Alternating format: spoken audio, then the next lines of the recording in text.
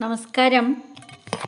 എല്ലാവരെയും ഒരു ഓർമ്മ ദിവസത്തിലേക്ക് കൂട്ടിക്കൊണ്ടു പോകാം.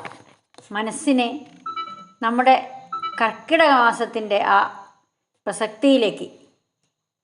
കഴിഞ്ഞ വർഷത്തെ കർക്കിടകത്തെ നമ്മുടെ ആചാരങ്ങൾ, നാം ചെയ്ത പാരായണങ്ങൾ, ക്ഷേത്ര ദർശനം, അങ്ങനെ തുടങ്ങി പുണ്യ പ്രവൃത്തികളൊക്കെ ഒന്ന് ഓർത്തെടുത്ത് നാളെ കർക്കിടകം എത്തുമ്പോൾ നമ്മുടെ മനസ്സിനെ ഒന്നുകൂടെ ശുദ്ധമാക്കാം.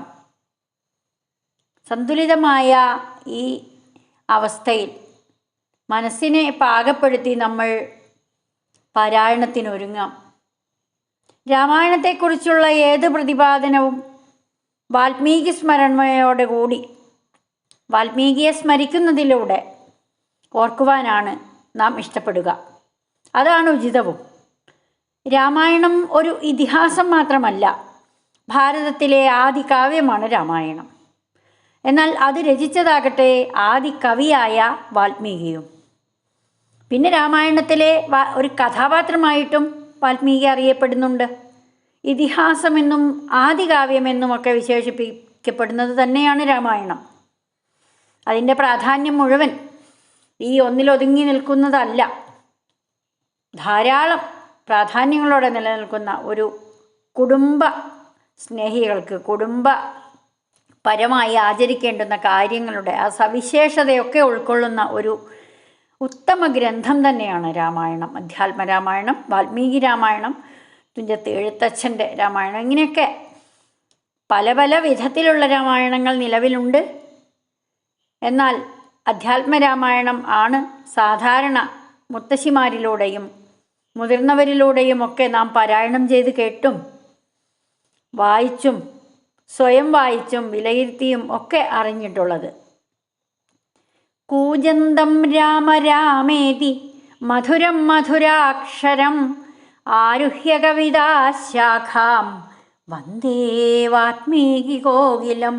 അങ്ങനെ നമുക്ക് വാൽമീകിയെ വന്ദിച്ചുകൊണ്ട് തന്നെ തുടങ്ങാം. പല പല രാജ്യങ്ങളിലായി രാമായണത്തിൻ്റെ പ്രസക്തി എത്തിച്ചേരുന്നുണ്ട്. അനേകം നൂറ്റാണ്ടുകൾക്ക് മുമ്പ് തന്നെ ഇന്ത്യയിലെ വിവിധ പ്രദേശങ്ങളിലുള്ള വിഭിന്ന ജനവിഭാഗങ്ങളൊക്കെ ഉത്തമ ജീവിതാദർശങ്ങൾ, അത് ശീലമാതൃകകളും ധർമ്മനീതികളും ഒക്കെ രൂപപ്പെടുത്തുന്നതിലാണ് കണ്ടിട്ടുള്ളത്. ശ്രീരാമകഥയെ വേണ്ടുവോളം ഉപയോഗപ്പെടുത്തി ആചരിക്കുന്ന, ആ ബഹുമാനിക്കുന്ന ഗ്രന്ഥമായി ഈ രാമായണം ഒന്ന് തന്നെയാണ് എന്നുള്ളതിൽ യാതൊരു സംശയവുമില്ല. ഏത് രാജ്യക്കാരായാലും ഏത് ജനവിഭാഗങ്ങളായാലും താന്താങ്ങളുടെ ജീവിത വീക്ഷണത്തെ കരുപിടിപ്പിക്കാൻ രാമായണ കഥയെ അഥവാ രാമകഥയെ പ്രയോജനപ്പെടുത്തിയിട്ടുണ്ട് ബുദ്ധരും ജൈനരും ഒക്കെ തന്നെ. ഇന്ത്യയിലെ ആദിവാസി വിഭാഗങ്ങൾക്കിടയിലാണെങ്കിൽ രാമനെയും സീതയെയും രാവണനെയും ഒക്കെ ആ ഹനുമാൻ്റെയൊക്കെ വീരകൃത്യങ്ങളെ, അതിനെക്കുറിച്ചുള്ള പാട്ടുകളെ ഒക്കെ രചിച്ചും പ്രചരിപ്പിച്ചും വിവരിച്ചുമൊക്കെ കാണാറുണ്ട്. ശ്രീരാമചരിതത്തിനുണ്ടായിട്ടുള്ള പ്രചാരത്തെ, അതിൻ്റെ വ്യാപ്തിയെയൊക്കെ തെളിയിക്കുന്നത് തന്നെയാണ് ഈ കാര്യങ്ങളൊക്കെ.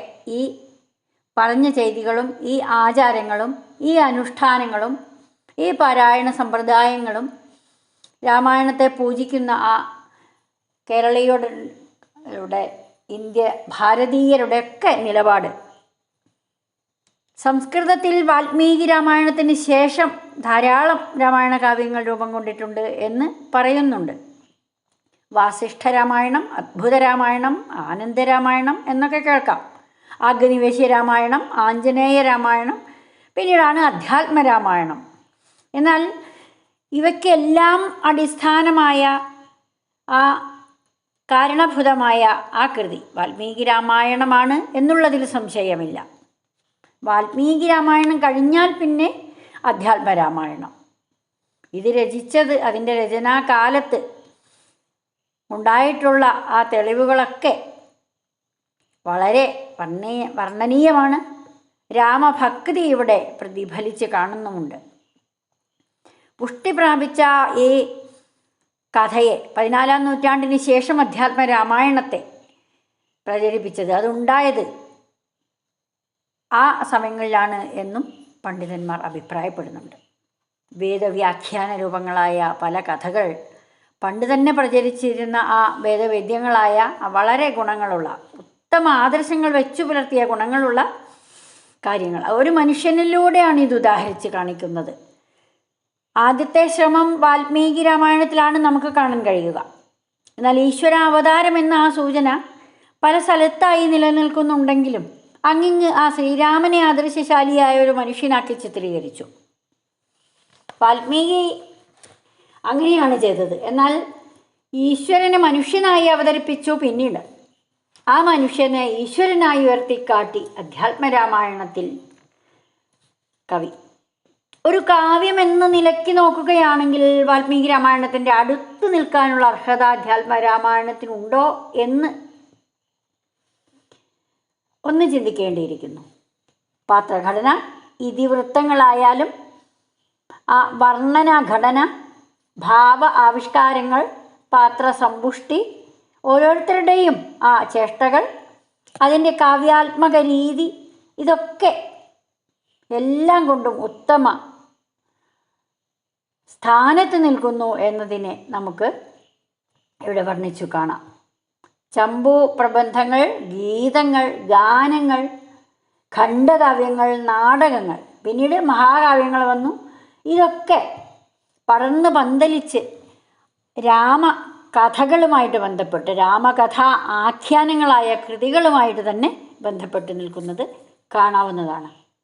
12ാം ശതകത്തിൽ വൈഷ്ണവ ശൈവ മതങ്ങൾക്കുണ്ടായ വളർച്ച, 14ാം ശതകത്തിലാണെങ്കിൽ വങ്കദേശീകനായ ആ രാമാനന്ദൻ്റെ കാലം തൊട്ടുള്ള രാമഭക്തി, ആ രാമഭക്തി പ്രസ്ഥാനത്തിന് ഉണ്ടായ അവിടുത്തെ ആ പ്രചാരം, അന്നു മുതലുള്ള പ്രചാരം ഇന്ത്യയിലൊട്ടാകെ ഭക്തി സാഹിത്യ പ്രസ്ഥാനത്തിന് അഭൂതപൂർവമായ നേട്ടമുണ്ടാക്കി, വികാസമുണ്ടാക്കി.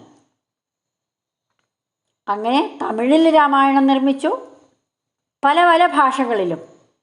തുളസീദാസിൻ്റെ രാമചരിതമാനസം എന്ന കന്നഡ കൃതി, അതും ഇവിടെ തെളിവാണ്. രാമചരിതം, രാമകഥപ്പാട്ട്, കണ്ണശരാമായണം ഇവയൊക്കെ ആ അധ്യാത്മരാമായണം കിളിപ്പാട്ടും ഉണ്ടായ സമയത്ത്, ആ 16ാം നൂറ്റാണ്ടിൽ ഉണ്ടായിട്ടുള്ള കാവ്യങ്ങളാണ്. പല രാമായണങ്ങളും രാമായണത്തെ ചുറ്റിപ്പറ്റി നിലകൊള്ളുന്നുണ്ട്. വേദസംഹിതമായി മുമ്പുള്ള ശ്രീരാമായണം ബോധഹീനന്മാർക്കറിയാം വണ്ണം ചൊല്ലിയിടുന്നേൻ. വേദാന്താദി വിദ്യകളെല്ലാം ചേതസി തെളിഞ്ഞുണർന്നാവോളം തുണക്കേണം. ഈ ചോദ്യത്തിനുള്ള ഉത്തരം കണ്ടെത്തുന്നതോടെ തന്നെ എഴുത്തച്ഛൻ്റെ ആ രാമായണം, ആ കിളിപ്പാട്ടിന് വളരെ വൈശിഷ്ട്യമുണ്ട് എന്ന് നമുക്ക് കാണാൻ കഴിയും. തുഞ്ചത്ത് എഴുത്തച്ഛൻ്റെ ജീവിതകാലം 16ാം നൂറ്റാണ്ടിലാണ് എന്ന് നമുക്കറിയാം. എന്നാൽ അദ്ദേഹത്തിൻ്റെ ജനന മരണ ദിവസങ്ങൾ അത് തൃക്കണ്ടിയൂരിലാണെന്ന് പറയപ്പെടുന്നു. പൊന്നാനി പുഴയുടെ തീരത്ത് തുഞ്ചൻ പറമ്പ് എഴുത്തച്ഛൻ്റെ ജന്മസ്ഥലം എന്നറിയപ്പെടുന്നു.